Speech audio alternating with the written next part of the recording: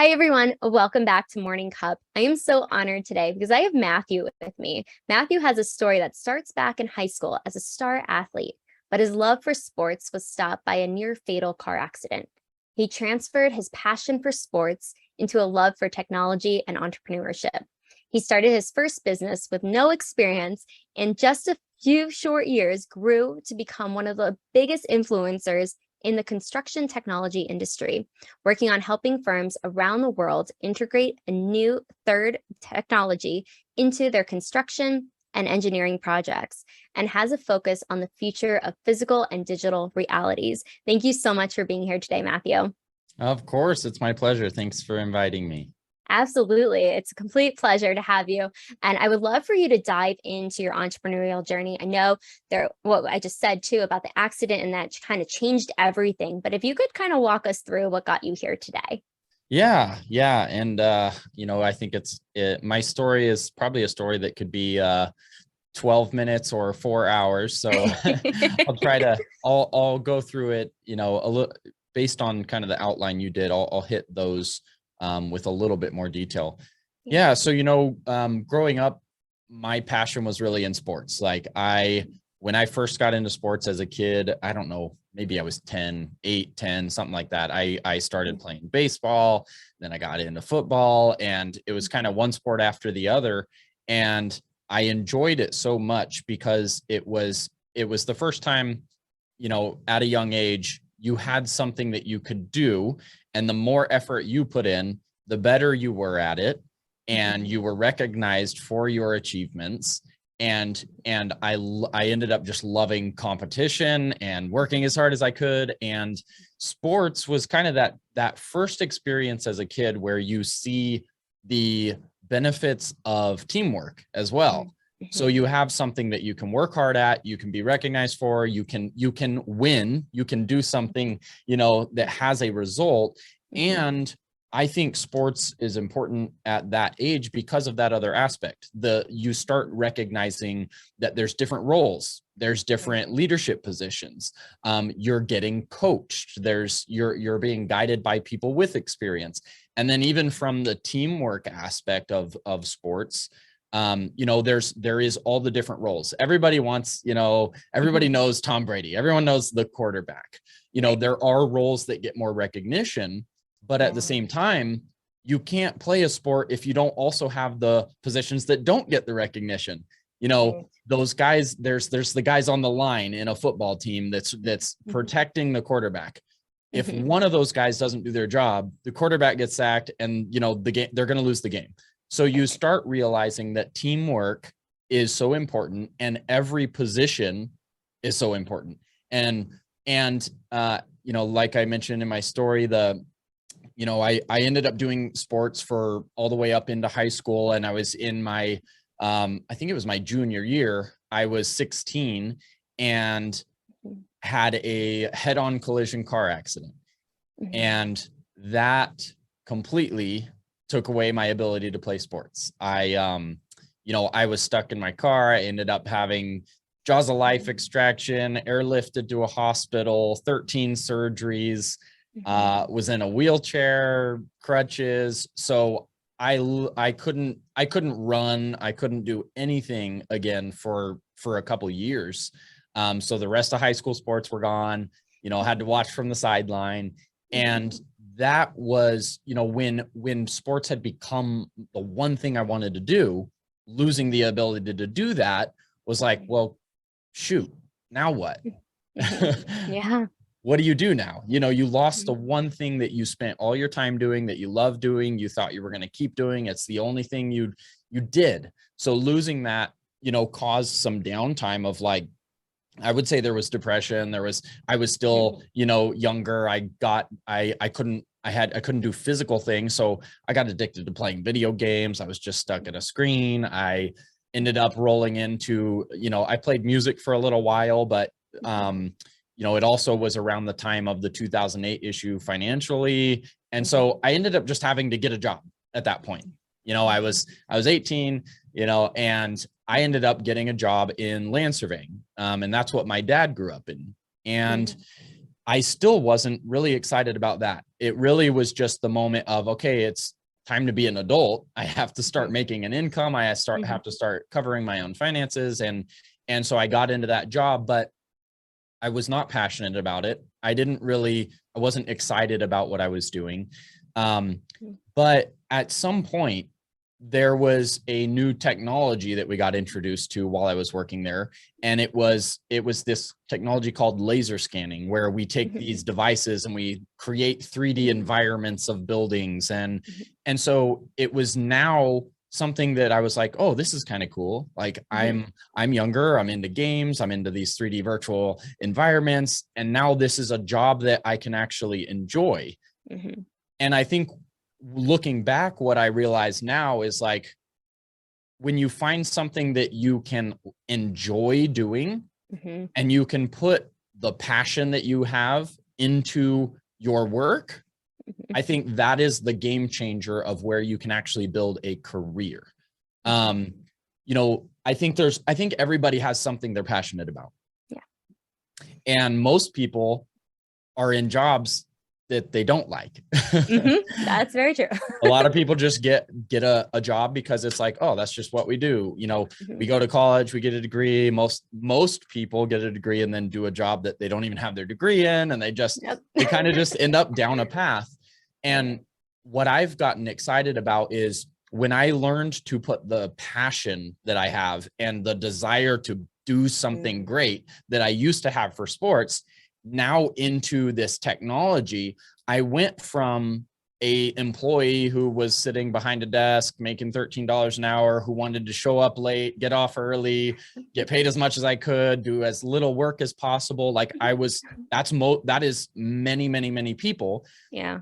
When I found that this job that I enjoyed, I completely made a transition of, I was like, wow, I'm excited to work.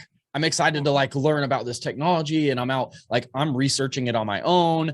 I'm showing up early so I get to play with it and like trial things. And that completely transitioned in just a couple short years to my attitude at work was getting better. Clients were recognizing that. I was moving along really quickly in developing how to use the technology. So it really took me from, I could have stayed on that other path of just kind of the normal, not really moving anywhere, just getting along position. Instead, I did what I like to say as I became an entrepreneur. At another company, I became an entrepreneur within the company. I was being so proactive in developing our technology and how we were going to use it, and, you know, looking at what type of clients could use our service, and actually starting to do business development, starting to land projects for the company. It really started launching from there. And over the next couple years from that point, I ended up getting hired by a really large company to come in as a manager at, you know, I went from making $13 an hour to a 6-figure salary in a management position at a corporate company. Because of that, because of the implementation of passion and becoming excited about work and driving forward. And so that's what I've really been excited about, is seeing that anybody could do that. Most people, they want something successful to happen. They want to, you know, everybody likes the idea of, oh, I want to invent the next Facebook. I want the money that comes from that. But at the same time, they then go to work and they're like, oh, it's Monday again. I really, you know, I have to put my 8 hours in, and then we'll go to the movies or something. And you have to realize, like, in order to build something great or to see your career path change, your mindset has to change. And you have to change for your circumstance to actually change. You know, and so when I started in that large corporate company, I was super excited because I was like, man, my first time making a big salary, and I'm a manager, and this company is huge. However, that actually only lasted 10 months, and it was my choice. They were really sad when I left, but I became so passionate about what I was doing. I wanted to move quick. I wanted to make decisions. I wanted to be able to respond to my clients fast and travel. And large companies, just like the government or going into the DMV, it's like there are certain processes that are super slow and super difficult at big companies. So my actual step into entrepreneurship instead of entrepreneurship in a company, I was 24 years old and I had 2 kids already, and I had no business experience. I'd never taken a class. I didn't go to college. I had on-the-job experience. But what I knew at that time was I was really passionate about what I was doing. I knew how to perform the work. I had been doing a lot of networking and building relationships, and customer service was something else that I really put a lot of attention into and still do to this day. Of you answer the phone when they call, it doesn't matter what time it is. And I know a lot of people have limitations, you know, of like, no, I'm going to shut my phone off at this time or this time, but when you're in that role of starting a business, you have to be willing to be more flexible. So at that time, again, 24, 2 kids, no business experience, no capital, no anything. I literally just got so done with the corporate world of the headaches and the red tape and all this stuff that it was within a 1-week time span that it went from an idea to I turned in my resignation and I quit. And I was like, well, I'm just going to try this on my own because I'm already doing all the work and building the relationships and performing the services. I think I could do this better on my own. And my initial reason for doing it also was not about making more money. It was about the flexibility. It was about the fact that I honestly felt that I could help more companies faster, cheaper, easier, more flexibility. That was my initial reason for starting. And that was 6 years ago. It was in 2016. And it's been quite a journey, learning because of having no experience and not knowing what I was doing. You know, year 1, you know, moving into year 2 and purchasing some gear, making my first 2 hires of employees. And, you know, you start to learn a lot about, oh, we need workers' comp insurance, and oh, payroll happens every 2 weeks. Oh, wow. There's so many things to learn. But looking back, I would never, I regret 0 decisions. It was the best move that I had ever made. And at this point, you know, we've got a company of 20 employees and we've got multiple brands that we're building. You know, I host a podcast, we have our own in-person conference, and we're working with major companies around the world, trying to help them learn about all these new technologies and how to use them in construction and improve design processes, ultimately increasing job site safety and reducing their cost. And so I've become very passionate about the technology and why we're pushing it, as well as building community around it.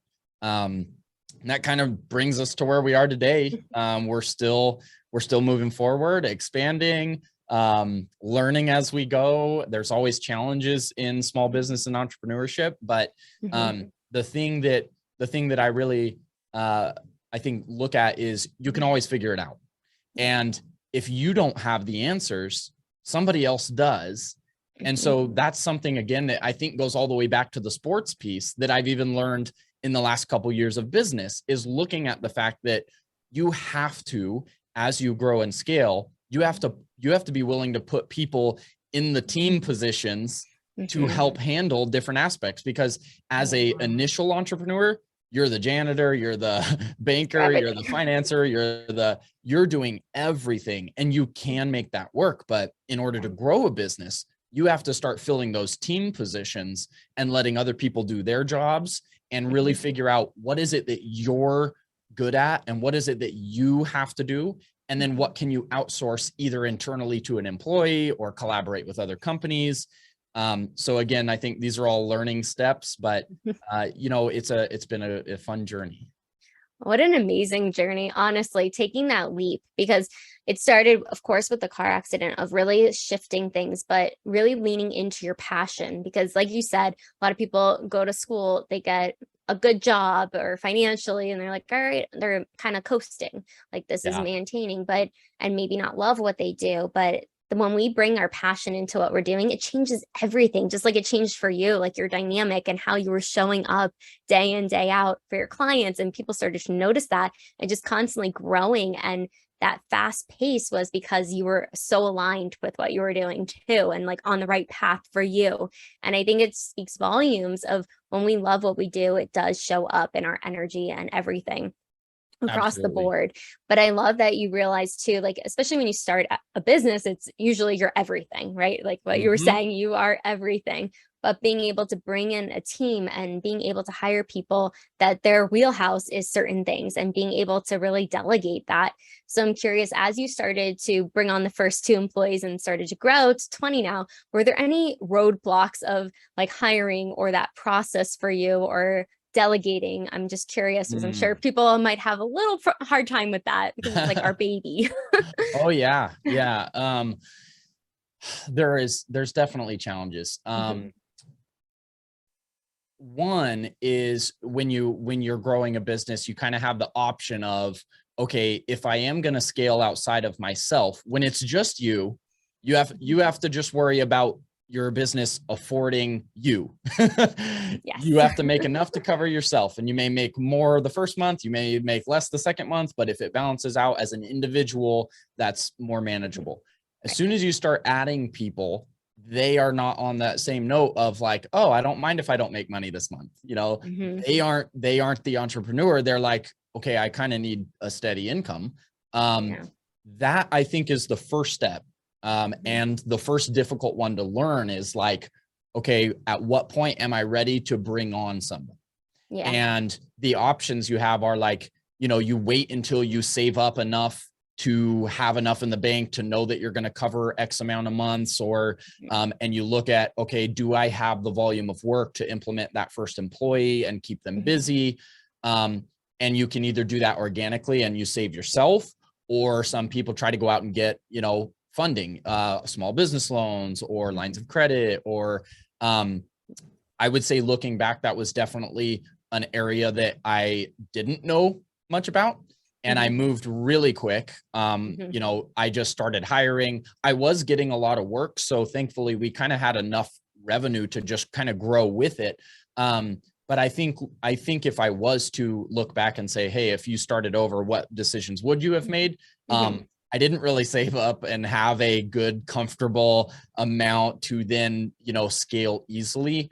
Mhm. So we hit financial issues where we hire 3 people, but then we also find, oh, some clients take longer to pay. We have to float this income and revenue for a while. Yeah. So I think that, and even though I say I would go back and save more, it did work. Um, Mhm. but I think that it would be a little bit safer, and maybe certain decisions we could have made sooner if we had been a little more knowledgeable in the management of finances early on. Mm. I mean, that makes sense, but you don't know what you don't know until Nope. you do it. Yep. If And we did, that would make life easier, right? yeah, and I think the other thing looking back at those first years or the early years is it's a lot better to learn those early on and make some early mistakes when it's, Mhm. your first couple employees and the Yeah. actual overhead is lower. Because if you try to learn mistakes when you have 20 employees or 50 employees and your monthly Mhm. expenses are very, very, very big, comparative to where they were when you first started, those mistakes hurt a lot more. So learning mistakes early, I think is perfect. And Mhm. I love talking about, and everybody in the entrepreneurship world talks about failure, or Mhm. failure is only failure if you don't learn from it. Yes. So if you have to be willing to fail, because you're going to in Yeah. many areas. You Uh-huh. have to go in as an entrepreneur. You have to know that failure is an ingredient to building a business, and you Mhm. have to be willing to be prepared for that. And when it comes, Mhm. take it and not let it crush you, but you have to take it and go, okay, how do we what do we do about this? What's the step forward? Do we go this way? Do we go that way? Do we get help? Are we good? What did we learn? How do we put something in place to maybe avoid it from happening again, or reduce the likelihood? And that is a game forever, I think, in learning and building and growing, is going to consistently be the mindset you have to have. Yeah, you're absolutely right. And it goes back to like understanding that failure is that ingredient in entrepreneurship, because you're not going to get it on the first time. Maybe you might for one thing, but it's constant like learning and going and understanding too what's underneath that, or being able to have that new information from that like lesson to apply it to the next thing. And being able to, you're not starting from scratch as well. Like you're understanding, okay, this didn't work. Let's try this. Let's tweak something here. And that's what it sounds like. I'm curious, the digital realities that you work in too, I'm sure there's a lot of trial and error. What has that looked like in your process of working with clients? Ooh, that's a great question. Yeah, that is the life we live in. Because all of these technologies that we're using are very new. Some of them have come out 5 years ago, some like this year, using drones and mapping job sites and doing 3D modeling and trying to push it in virtual reality to help an engineer learn how to visualize a job site. Everything we do is built around new technologies, new processes, and how they improve basically buildings and construction and all of that. So we have to know, I think it goes back to internally, we have to know that we're going to fail. We have to put the upfront time in of saying, okay, let's spend some of our own time failing a lot so that we know how it works, how we implement these processes. We have to ask questions and understand how our clients will use it so that we can kind of pre-run and figure out these processes so that when we do go to work with a client, we already know how to implement it, and it's less likely to have roadblocks. But very much when you're working in a new technology or a new industry, I think it just means that there's a lot more internal R&D and processes to work through, because it's not like, if we were to start a bookkeeping business, or something that is a standard thing. It's a standard process. We could just know, hey, this is how you do it. There's an accountant, XYZ. When you're doing a business or a new venture, that's kind of a new idea or something, there's way more R&D and kind of mindset you have to put into figuring out and building processes. True. Yeah, I'm sure there's a lot that goes into it. So could you walk us through what it looks like for your clients when you are working with them on the projects and different things that you do, maybe a success story or two? Yeah, I mean, one of the basic explanations of like, we do a lot of different things, and some of them are very technical and maybe hard to explain, but one of our main services and the reasons we do it. So when there's an existing building or facility and somebody wants to renovate an existing building, it starts with an architect and an engineer. And in order for them to design the renovation work, they need to know what already exists on site. And so the technologies that we use, called laser scanning, you can almost picture it like we go out to the job site with a really high-end camera, but our camera also has lasers in it that measure. So we go out to that building and take all of these 3D scans and measurements and photography, and we pull it back into the computer, and it creates a digital replica of that physical building. And that way, the owner, the architect, all these people can open up a digital model of their building to do all their planning and design and things like that. So we go out, and that helps them, because without our technology, they have to go out there for a lot longer. They have to have tape measures, and they're trying to measure walls and windows and doors. And, it's a lot easier to come back and have this full digital replica of the building than go out there and try to do all these manual measurements. So that's kind of one of our most used services.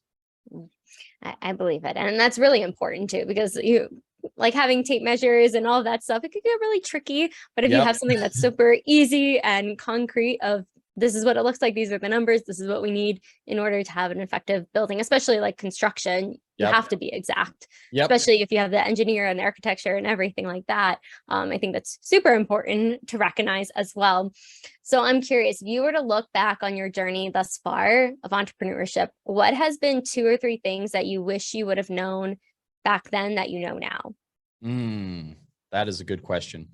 I think the first thing that pops in my mind would be the value of social media. Mm-hmm. I thankfully did start to understand that early on when I was stepping into entrepreneurship. As I was traveling around to business conferences, I would meet new people, I would save their business card, and then I would connect with them on LinkedIn. And LinkedIn became my tool that I was like, okay, I really think I can use this as a platform to stay connected with old contacts as well as search for new ones. And I started using LinkedIn really heavily as I was pushing into entrepreneurship. And now looking back, I'm like, I wish I did that a long time, even before then, because LinkedIn has become one of my main drivers for business. Yeah. So I think you hear a lot of people on social media, like Gary Vaynerchuk is somebody I follow or like as well. You hear them talk about the value of educating and the value of being on the internet and sharing what you do and educating and helping others and building a community. And the more that I've gone on in business, the more benefit I realize and see out of that. And I think most people still don't fully see that. And I think they are underutilizing the platforms that exist. So that would be one thing I would recommend to people. Or if I was to go back and change it, is like, take the time while you have it. Even if you think, if you're working now and you haven't started a business yet, start using it now. Start getting on and connecting and building a network of your ideal industry that you're going to work in. Because then when you do take that leap, you kind of have a community already. Right. So that would be number one. Number two, I probably would do a little bit more research and kind of planning than I did. And I don't think there's a right or wrong answer. Obviously, I jumped, I made it work. I didn't know what I was doing. But I do think that there is value in learning. If you are going to start a business, taking some more time to dig in and learn about the processes of, okay, what is it going to look like when I do hire an employee, and what processes do I need, and what insurance is, and how am I going to roll in what I think the expenses of that is going to be into how much I'm going to pay the person and how much I have to charge the client. And you really do have to build out and understand those financials in order to not hit some of the early headaches where you learn those the hard way. Yeah. Those would be a couple of them. Those are really good ones. Because you're right, it's that connecting, networking, being able to build a community around you, because you never know who you could help, but somebody could help you. And just being able to have those people around you that want to see you succeed, but also vice versa. And you're right, it's knowing the finances, knowing all of the ins and outs of avoiding the headaches that you might get if you don't look at it. But I jumped in too. Like, a lot of people jump in and they're like, I'll figure it out on the way down. Hopefully. I've got keep one soaring. more that I thought of. The other thing that I've done really my whole career, even before entrepreneurship, is the customer service piece. And being personable and never burning bridges. And, even people that treat me poorly, I don't turn around and treat them poorly. I take the approach of I don't mind if people don't like me for a certain reason. I am completely open. I'm collaborative. I support and even work with my competition. A lot of my competitors in the industry I'm in now hire me to help them, and I do it. And then they turn around and hire me again, so I have seen so many companies go spiral downward because they took the approach of, we're not going to collaborate. We want all the work. We're going to compete with you. They're very closed-minded. And seeing what being a authentic person has done for me over the years, it has kept those relationships. So when you do get a client you treat them well, you respond quickly, you find out how you can support, you give a little more than they expected. That type of customer service will land you a lifetime client. Yes, I think that's so key. And just being able to collaborate and being able to know that we can help each other. It's not just one way. It's not like, okay, well, this is taking away from business or anything, but it's the relationships. And I think that is like everything. I know that's something that's so sacred to me as well, but I know a lot of people listening as well, like the just being able to create community, but create authentic, real, genuine relationships, because you just never know. And it's being able to be there for them. Maybe like it has nothing to do with business, but just hearing them out if they're going through something and being able to share a couple notes of wisdom or something like that. But you just never know the impact we can really make if we're just our true, authentic selves. And I love that you said that, because I think it's so important. And speaking of relationships, I know you're a husband and a father to a few little ones. How has parenthood and being a husband and family and life, how have you been able to integrate everything with entrepreneurship as well? Yeah, super easy, you know, just no, okay, no, it's not. I'm like, wow, you're the first person to say that. You know, actually, I'll be honest, to me, it has been easy. And yeah, I guess the current update. So I've been married 12 years and I have 4 kids and I am 31 years old. And I started business 6 years ago. So right in the middle of marriage, 2 more kids since starting, you know, so newborn, time off, there, travel, it has been a lot. And this is something that I kind of, I guess, have done some naturally, but I also have heard other successful people talk about, and I really started implementing this for me. And one person I enjoy following is Jesse Itzler. He talks about this a lot, as well as that question that comes up of how do you handle the balance of business and life and entrepreneurship. And really, I like how he says it, where he's like, he basically says, you can't, there's no such thing as balance. But I think what you can do is be mega present and put your attention fully into what it is you're doing whenever you're doing it.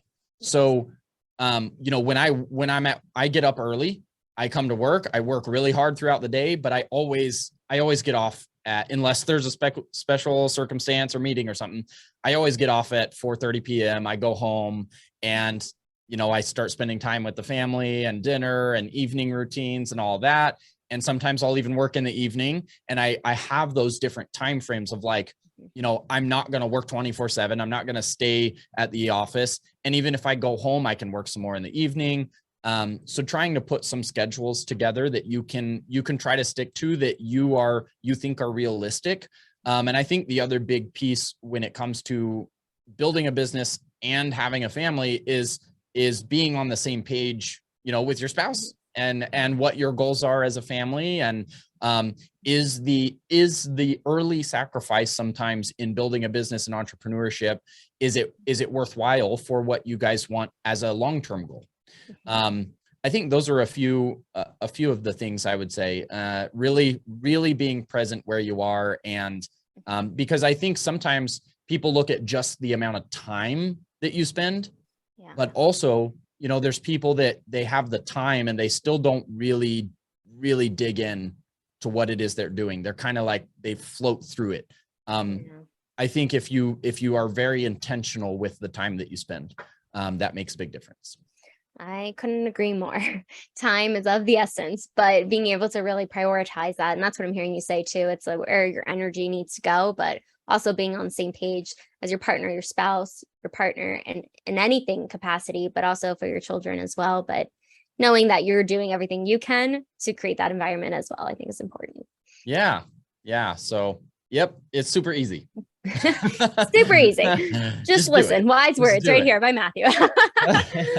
Well, and I will say one more note on that though. I think that that actually leads to another thing I was talking about the other day, is that entrepreneurship and building something successful and really wanting to put your all into something, it takes a few things. It takes being willing to be uncomfortable, because that's not easy. Sometimes it's uncomfortable to not get as much sleep, or to wake up early, or to have to go from work to a sport, to a kids, to the marriage, to the, it is a lot of work. And because you have to be willing to be uncomfortable, and you also have to be willing to make certain sacrifices. A lot of people are like, I don't have the time to, spend at work and build a business and run a family. It's like, okay, well, let's dig into what does your day look like? What time are you waking up? 8 o'clock. And what are you doing when you get home in the evening?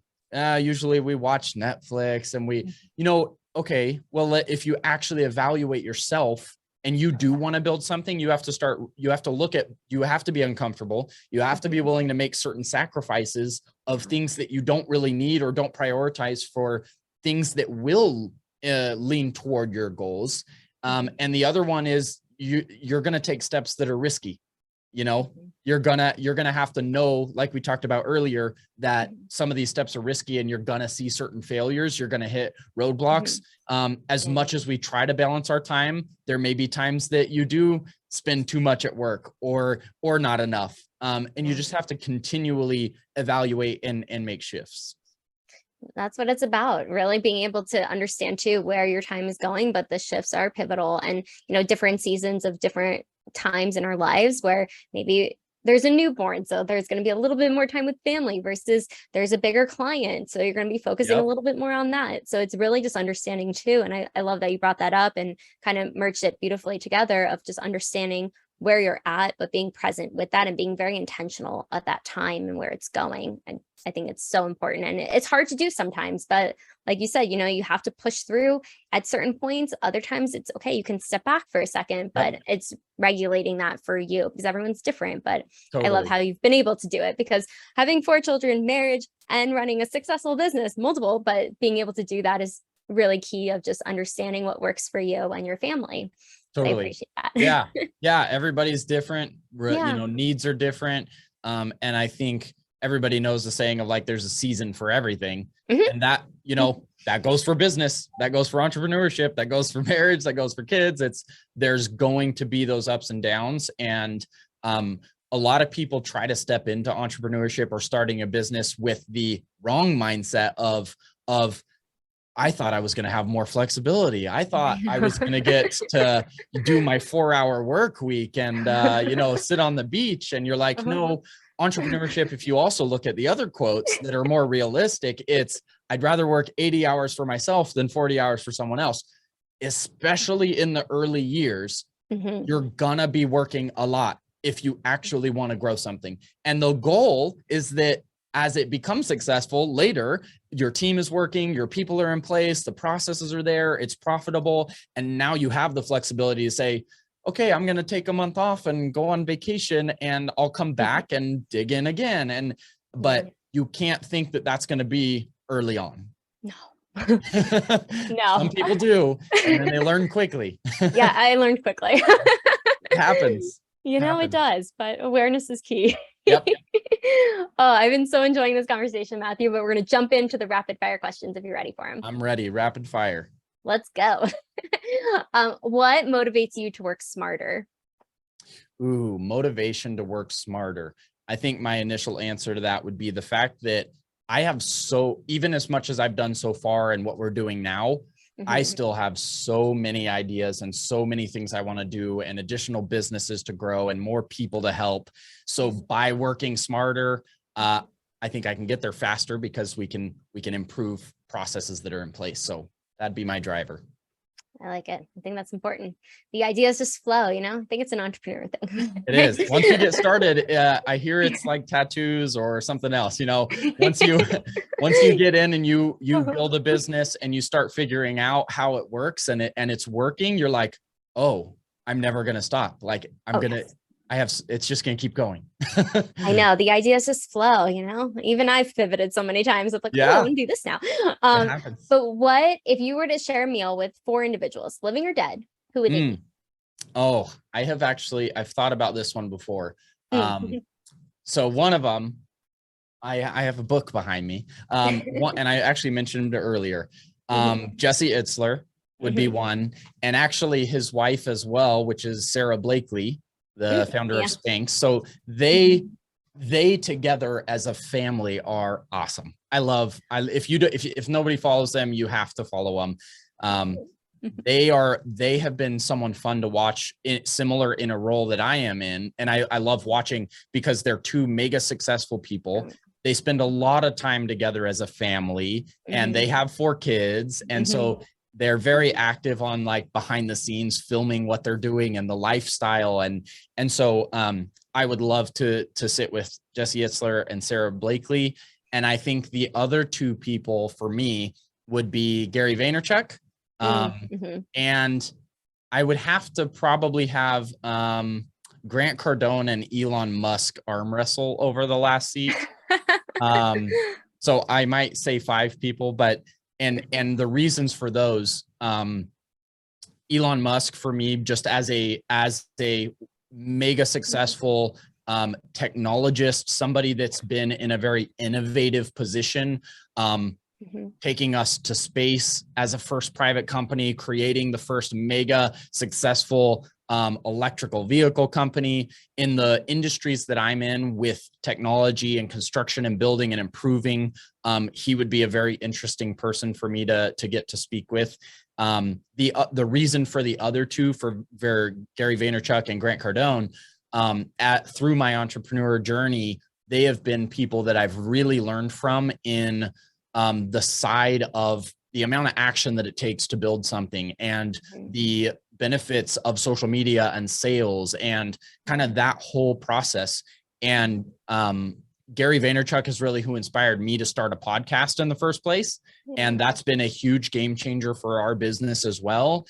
And going to Grant Cardone's 10X conference is also what inspired me to put on my own conference, which also has been mega successful. And we've got our second one this year. And it literally has become one of my favorite things in business, because as opposed to only doing a service and developing my clients, the ability to start building a community around it, the way that these individuals do, I've really, really enjoyed. So those would be my people. I'll read Jesse Itzler, Sarah Blakely, Elon Musk, Gary V, Grant Cardone.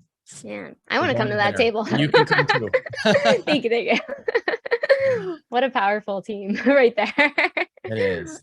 There's some amazing people out there. There are. It's hard to choose sometimes, but we don't have to. Yeah. So what is the most daring thing you've ever done in your life?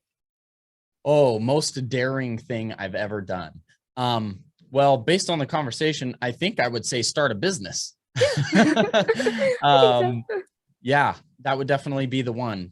And again, I think it's one of those steps that it is one of the most scary things that you can do. And most people are afraid to do it. Yet once you do it, you realize there's more than just working an 8-to-5 job. You know, there is opportunity for people out there who are passionate and who have ideas or have something they love to do. So it's something I love encouraging people to look more at. I think that's wise words. And what is the last book that you've read or listened to? That actually is one of them that's behind me. It's one of Jesse Itzler's books. If you haven't heard of it, Living with a Seal.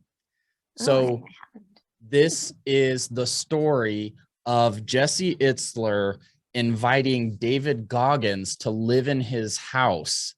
And he basically agrees that he would do it for a certain amount of time if he did absolutely everything that he does and says to do. Very entertaining. I have the physical book, but I listened to the audio book as well. Definitely a recommend for people. I got to check that out. I haven't heard of that. I love him and Sarah, but I'll check that out now. He has a couple others, but that right now is my favorite. It's a good one.